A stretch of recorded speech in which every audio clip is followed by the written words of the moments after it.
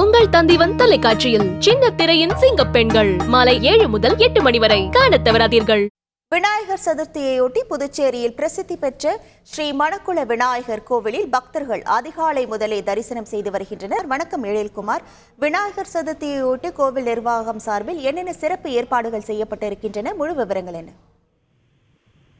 முழு முதற் கடவுளான விநாயகரின் விநாயகர் சதுர்த்தி விழா வழக்கமான உற்சாகத்துடன் புதுச்சேரியில் கொண்டாடப்பட்டு வருகிறது.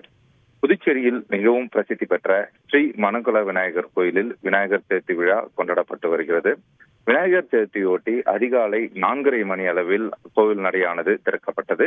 இதனைத் தொடர்ந்து உற்சவர் மற்றும் ஊழவருக்கு பல்வேறு சிறப்பு திரவியங்கள் கொண்டு அபிஷேகமானது நடைபெற்றது. தொடர்ந்து உற்சவர் மற்றும் மூலவர் ஆகிய இருவருக்கும் தங்க கவசம் அணிவிக்கப்பட்டு தற்பொழுது பூஜையானது நடைபெற்று வருகிறது.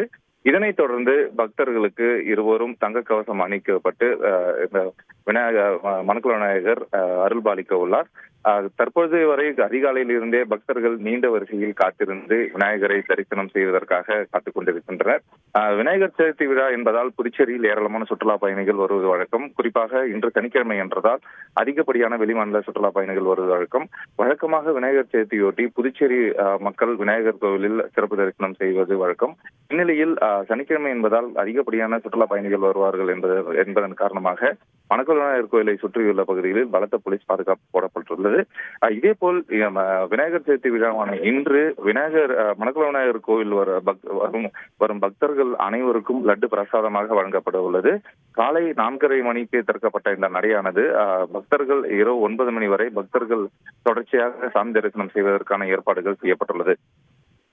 முழு விவரங்களுக்கு நன்றி எழில்குமார். உங்கள் தந்திவன் தொலைக்காட்சியில் சின்ன திரையின் சிங்க பெண்கள் மாலை 7 முதல் 8 மணி வரை காணத் தவறாதீர்கள்.